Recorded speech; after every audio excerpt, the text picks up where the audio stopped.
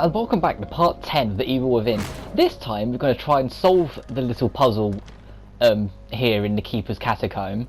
And possibly fight the Keeper, but I'm not too sure yet. I might save the actual Keeper fight for next part, because the puzzles take time. They're not something that you can just get done. There's two puzzles. There's one involving gas and one involving crushers. I'm going to do the gas one first, because there's more ammo to find. And the crushers got... well, crushers. It's easy to get one shot in the crusher puzzle if you're not careful. And this area's got more enemies. Well, I think so anyway. Like the crusher puzzle might have some as well, but I usually just put them in the crusher, so it's not much. So I never find it a threat. Oh yeah, these enemies, they have two heads, so you have to headshot both of them. If you want to do the criticals, you do have to headshot both of them. So that's a lot of ammo to go through. There's one in there, but right now it can't escape because the wood's blocking it. Like, if we smash it, it might get the wise idea to come out here. See if I can lure him to the bomb over here. Come on. Yeah, the way we've got to go is behind where we currently are. Oh, that's an idea. This isn't the crusher puzzle, but there are crushers here. Oh yeah, the things with the two heads, these enemies here, they're sturdy as, so be careful about that. Like you saw there, it was hardly stunned. So if you just blast it in the face with a shotgun and expect it to fall over, be careful, because you might end up surprising yourself when it just turns around and gives you a nice little wake-up call. Because we can use the axe on this guy right here.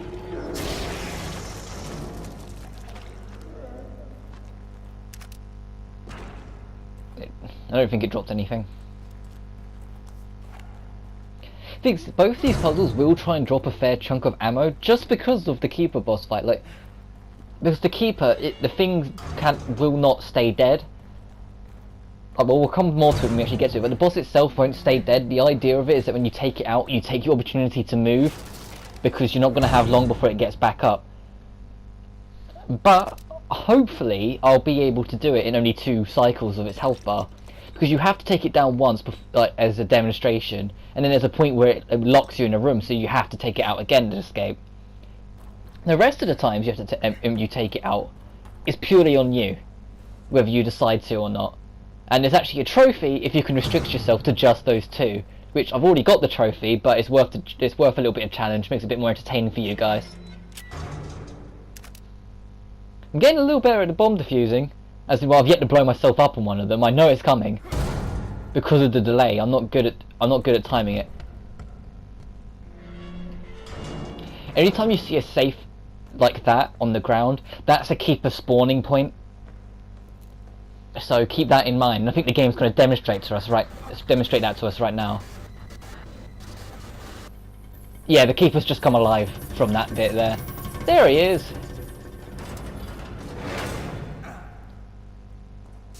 Now he's going to try and gas us out in here. This is part of the gassing puzzle, but it gives you more than enough time to deal with it. The first thing you want to do though is turn around. Yeah, look, there's 3 parts here. You do have to mash the crap out of the X button, but it will only go so far per swing, no matter how much you mash it. So be wary of that. I think there is. Right, we have got a bottle, so I might be able to stun the... Okay, these things destroy your health bar like nobody's business if they get you on the hand grab, so be careful. Oh, it wouldn't let me get the stealth kill. I don't know. It might not be able to stealth kill them.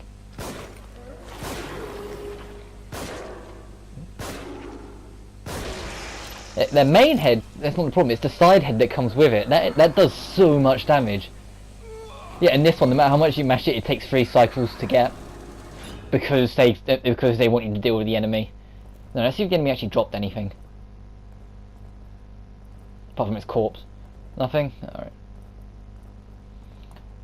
There is an angel statue in this part of the puzzle, but I'm not sure where it is. There's also 2 on the other puzzle, and I know where both of those ones are. Oh, there's bottles, hey. There is actually a trophy for doing the whole game without upgrading anything with the green gel. Which, you can do it on easy, so it's not too much of a problem. But everyone I see go for that trophy get it alongside the Akumo trophy. And the Akumo is you die in one hit no matter what difficulty. And I have no idea why people do that. I would just do 2 runs. There's also a trophy for doing the whole game in under 5 hours, which I've already failed because we're only about like a third of the way through the game. We're already like, what, like 6 hours? Okay, that might kill me. Oh, just barely didn't. Coulda though. Is it dead? No. Now it is. I'm gonna stand still and let the auto regen do its business for a sec. Just then I can actually, you know, sprint the next chance I get. And then I'll use a syringe just to... Because if I get caught by one of them and they start munching on me, they'll do enough to kill me. Oh, there's a bomb over there. You can see the red glow when there's a bomb around, so...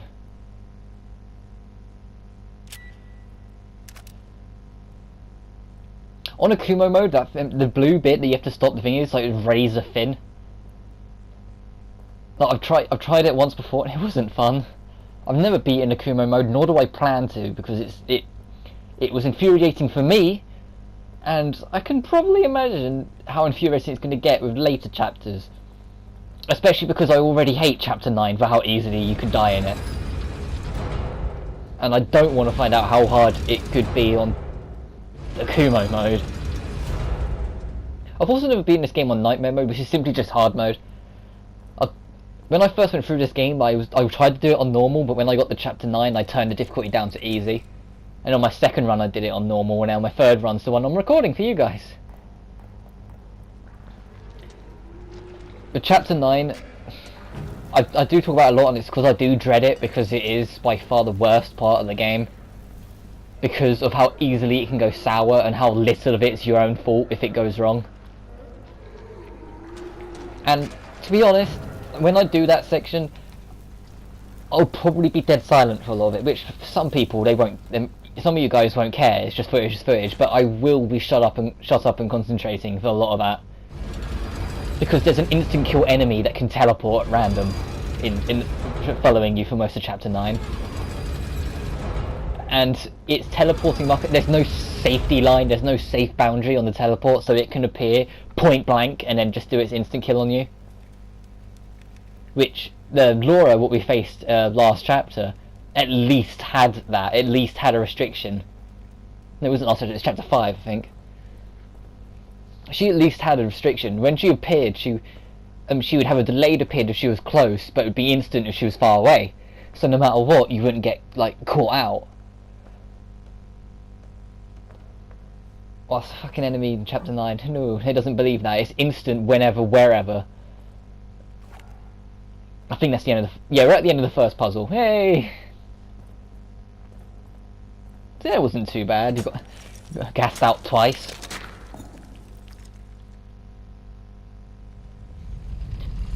Once you put this in, you do get a free checkpoint, so don't think you have to do both of them in one life. There's the checkpoint. The one on the right, the crusher, I said there's 2 keys on the one on the right. Just one more. I'm not sure how I'm actually going to get one of the 2 keys. I know where they both are. There's just one of them that I'm not 100% sure if I remember where it is. I think I know where it is. Like, one of them I know for certain where it is, but one of them's dangerous to get because you have to mess around with a crusher. Oh, pots! Oh. Yeah, with these levers, you can actually shoot these levers to make them drop. Yeah, and that's simply how a crusher works. It looks like there's something up there, actually. Oh, tape recording. That cockroach. That sycophant. Living off me. Feeding off my work. I'll have to figure out how we got the combination to my safe. But there's no time. I'm so close. No one can ever have that data. It is mine. My only way. Whoever opens that safe next had better be ready to pay the price. Right, I was going to check up here to see if there's anything at all, but it doesn't seem to be, so I'm gonna leave. Yeah, that recording there was our good old pal Ruvik explaining that his research, someone found it. Right, in this section you will have heard a gadget just activated. Be careful and be aware, because if you trip one of these, it's over. Oh, it's on the other side, you disarm it. Because a lot of this area are rigged with crushers, and if you mess about, you'll suffer for it. Right, don't be in the middle when you shoot at either of these levers. That's why.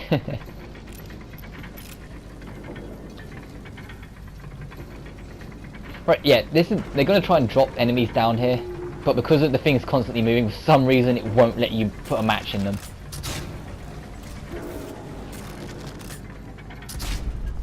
It's a shame you're some like infected monster and not just a flat out zombie. Because if you was a flat out zombie, the first shot would have done you because it went through the brain.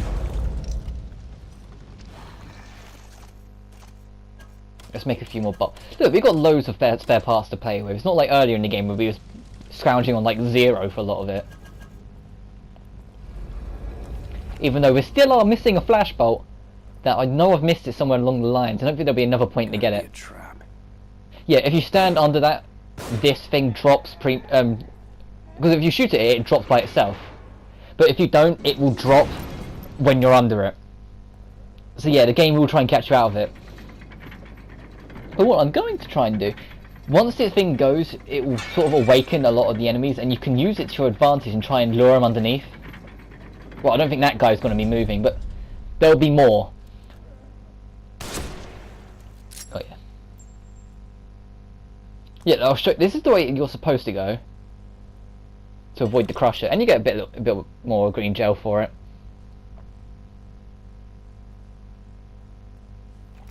And it's the traps that's supposed to be used to stop you. You can use them against the enemies easily. Like I'm gonna try to. Like once you go to open that door, a bunch of enemies spawn the moment you touch it. So like touch it, like spin it once to activate the enemies. And look, there a bunch of the enemies spawn right there. So as soon as it opens, sprint to the other side of this, because they're gonna give chase.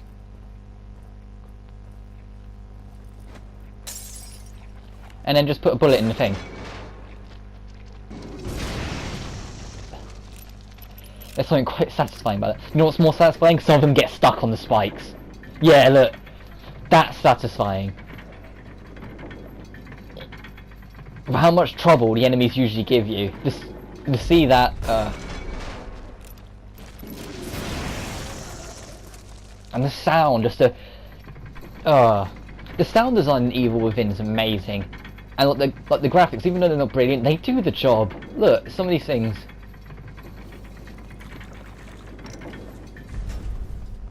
Right, the key that I'm not 100% sure on, I think, is on the other side of this door. Because it's only supposed to be meant with enemies, but if you go back through it yourself, there's some stuff. And I think one of them is an angel statue. Well, I hope so, because if it's not here, then I'm not sure where it is. Might be down here. Well, to be fair, it's not a wasted journey. Even if the angel statue is not here, there's parts and ammo and stuff. I can see like shooters in it. Yeah, there they are. I could see like a little shooter thing in the back wall, so I knew there was going to be tripwires somewhere. Hopefully the game's not too harsh on the tripwires. Like, if you ever played the Saw video game, that game's brutal. You have to know where the tripwires are before you enter a room, because otherwise they'll just take your head off. Like, you won't see them. You will only know they're there either through bitter experience or walkthroughs, and that's not fun.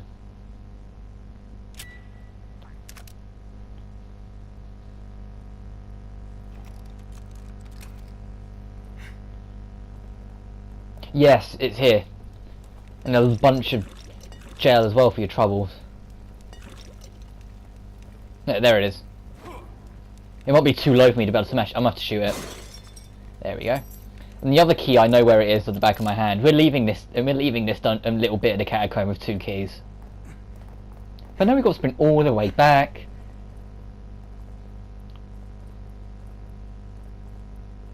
To be fair, I would complain, but our sprint's a lot better than we had on the start of the game when we had like 2.5 seconds or something stupid like that.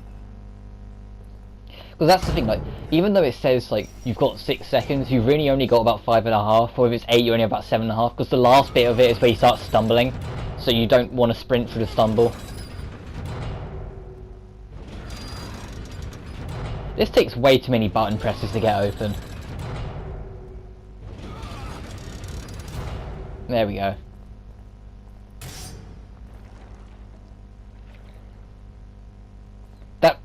That was the sound of that crusher priming, so I thought it was going to drop. Is there a gizmo to drop it over there? Oh, I know this section. This is where the other key is. Let's kill you. Yeah, you're dead. And then if we turn around, enemies will be coming up here, so we... Oh, fuck it, I'll put a bullet in it. Yeah. Now, if we get on top of it, up there, in this little bit here... Oh yeah, by the way, if you don't get in this in time, you will get crushed into the ceiling, so... Yeah. There's the second key, it's in a little box. Wait, is that that's a flashbolt, hey! Right, flashbolts blind enemies. That's why I like them so much. Because when they're blinded, it counts as stealth for you. So you could just put it in a crowd of enemies, and they'll all be blinded for like how many seconds? Like it starts with 4 seconds, and you can just run around stealth killing them all, and it will count.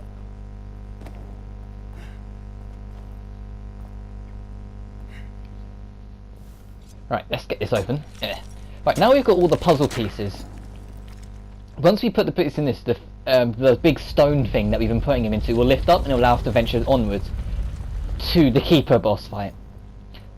I think I'm going to do that next time. I know this part's going to be shorter than usual, but I think I'm going to do that next time because I want to finish off the whole of the chapter next part as well. Oh, it puts us right here. Actually, no, I'm going to put the 2 keys in before I start upgrading. Because, you know, I might get a bit of gel. Well, I want one of them to be gel, I want the other one to be ammo. Just because, even though it's randomised, there's only a limited amount. Alright, that's gel, that's good. This one I want to be ammo. Okay, never mind. We're getting about 10,000 gel straight up. Which isn't always a bad thing. Just, I don't want to waste all the gel now, then when we get later on, there's none. Because it becomes vital near the end. Let's see what we can do, eh? I mean, it's not that we've got 17 and a bit thousand to deal with. If we can actually upgrade our sprint to 8 seconds now. And the next upgrade's at 30,000. Yeah, no. I'm not going to... You don't really need melee damage that much. That's why I haven't put much upgrade in it. I should re-upgrade the flashbolt to catch it up. Yeah. Right, so let's put it to 7 so the enemies, if they use them, and they're stunned for 7 seconds, so I have 7 whole seconds to get to them and stealth kill them. That's pretty good in my book. I'll get the amount of grenades I can have, because I know it's been full for a while. Yeah, I'll put a bit more matches. I've only got 1,900 left, I'm not sure if I want to use it or save it. I'm not a big fan of upgrading the clip capacity, because I feel like it's a waste. Because, like, why upgrade your clip capacity when you can just make your reload speed godlike?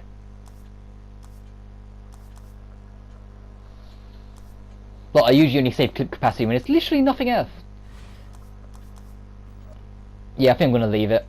But I'm going to go save. So, next time on The Evil Within, we're going to put the last puzzle piece in and fight the Keeper. But until then, take care now. You've been expected. Have I now?